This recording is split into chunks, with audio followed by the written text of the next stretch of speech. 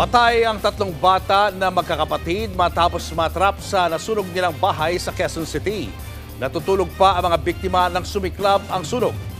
Live mula sa Quezon City, nasa frontline ng balitang yan si Gary De Leon. Gary, kumusta ngayon ang mga nasunugan?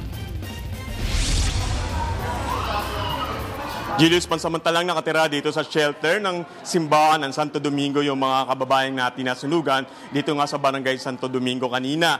Yung nga lang, masaklat, tatlong bata ang nasawi matapos ngang matrap sa loob ng kanilang bahay. Makapal na usok ang bumalot sa mga bahay na nasunog sa Barangay Santo Domingo sa Quezon City.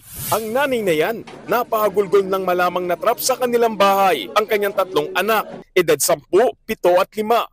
Nang magsagawa ng clearing operations, natagpuang patay ang mga bata. Magkakatabi sila sa kwarto.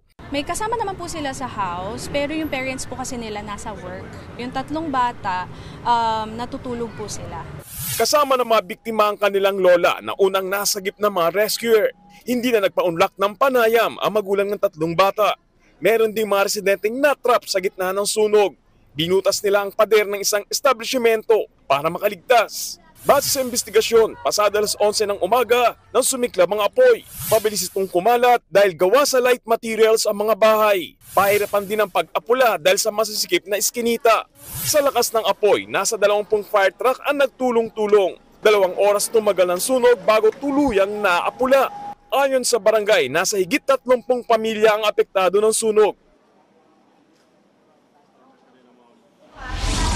Julius, sa ngayon pati yung assessment ng Bureau of Fires sa naganap na nasunog. May mga kwento kasi yung mga residente rito na dahil daw sa kandila o sa lighter na sinindihan ng isang bata, kaya raw nagkaroon ng sunog at kumalat ito sa buong Santo Domingo doon sa lugar mismo ng kung saan nagkaroon nga ng sunog. Ang problema rito ay hindi pa ito kumpirmado ng BFP. Sa ngayon, ganito yung sitwasyon ng mga kababayan natin. Nagpahatid na rin ng tulong ang LGU para sa mga kababayan natin na sunugan at higit sa lahat ay maayos naman yung naging sitwasyon nila dito sa Santo Domingo Church. Julius. Maraming salamat, Gary De Leon. Mga kapatid, Julius Babaw po. Para sa komprehensibo at makabuluhang balitaan at talakayan, mag-follow at mag-subscribe na sa social media pages ng News 5.